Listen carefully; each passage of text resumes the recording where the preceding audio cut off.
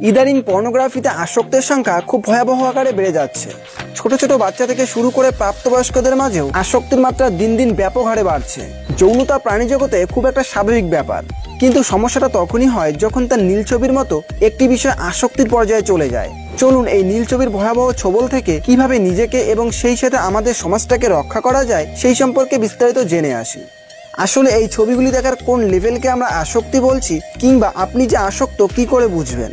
অধিকাংশ আসক্তের ক্ষেত্রে দেখা গেছে তারা বেশ ছোটবেলা থেকে নীল ছবি দেখে অভ্যস্ত এবং পরে ধীরে ধীরে তা দেখার মাত্রা বাড়তে থাকে। আবার কখনো যৌবনে পদার্পণের পূর্বেই বেশ ভালোভাবে আসক্ত হয়ে পড়ে। দৈনিক 1 থেকে 1.5 ঘন্টা এইসব দেখা অভ্যাস হয়ে দাঁড়ায়, প্রতিদিনের রুটিনও বলতে পারেন। নীল ছবির আসক্তি মাদক আসক্তির মতোই, যতই দেখবেন ততই দেখতে ইচ্ছে হবে। সাময়িক সুখের বিনিময়ে আপনাকে বিষণ্ণ এবং নিঃসঙ্গ মানুষে পরিণত করবে, যা আপনাকে আপনার স্ত্রী, সন্তান এবং পরিবার থেকে দূরে সরিয়ে দিতে পারে। আসক্তির মাত্রা কখনো কখনো এমন স্তরে পৌঁছয় যে তা ধর্ষণ, শারীরিক নির্যাতনের মতো ভয়াবহ ঘটনার জন্ম দেয়। সবথেকে ভয়ঙ্কর ব্যাপার হলো তরুণদের মাঝে যৌনতা নিয়ে মস্তিষ্কে বিকৃতি দেখা দেয়। কখনো কখনো আসক্তের যৌন চেতনা ধীরে ধীরে লোপ পেতে থাকে এবং শারীরিক মিলন খুব বিরক্তকর ব্যাপার হয়ে দাঁড়ায়। নারীদের তুলনায় পুরুষদের মাঝে পর্ণ আসক্তির মাত্রা বেশি। চলুন এবার দেখে নিই এই আসক্তি আপনাকে কিভাবে তিলে তিলে ধ্বংস করে দিচ্ছে।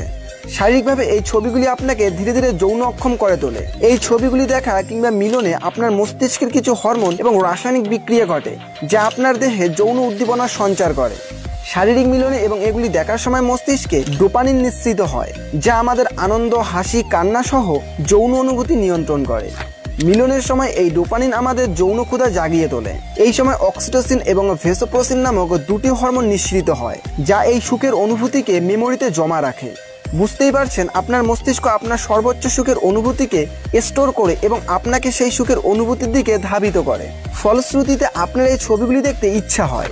এগুলি আপনার মস্তিষ্ককে অস্বাভাবিকভাবে উত্তেজিত করে তোলে। এতে প্রচুর ডোপামিন ক্ষরণ হয়, ফলে আপনার মস্তিষ্কে ধীরে ধীরে ডোপামিন নিঃসরণ কমিয়ে দেয়। তখন আপনারা সাধারণ নীল ভিডিও দেখতে ইচ্ছে করে না। এভাবে বারবার একই প্রক্রিয়া দীর্ঘদিন চলতে থাকলে আপনার মস্তিষ্কে ভারসাম্যহীনতা দেখা দেয়। শারীরিক মিলনের ক্ষমতা ধীরে ধীরে লোপ পেতে থাকে, যার ফলাফল আপনি নিজেই দেখতে পান। যৌনতা খুব স্বাভাবিক একটি ঘটনা। বিপরীত লিঙ্গের দুটি মানুষ কাছাকাছি কিংবা শারীরিক সংঘর্ষে এলে ভালোবাসার অনুভূতি জন্মায় এবং উত্তেজনার সৃষ্টি হয়।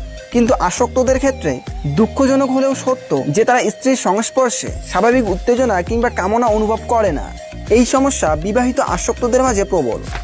আবার এই ভিডিওগুলিতে যেসব মডেল কিংবা অভিনেতা অভিনেত্রী অভিনয় করেন তারা সাধারণত পেশাদার শিল্পী হয়ে থাকেন। আবার অনেকেই সেই মডেলের শারীরিক সৌন্দর্যের সঙ্গে স্ত্রীর শারীরিক সৌন্দর্যের তুলনা করেন। এতে খুব স্বাভাবিকভাবে আপনি হতাশ হবেন।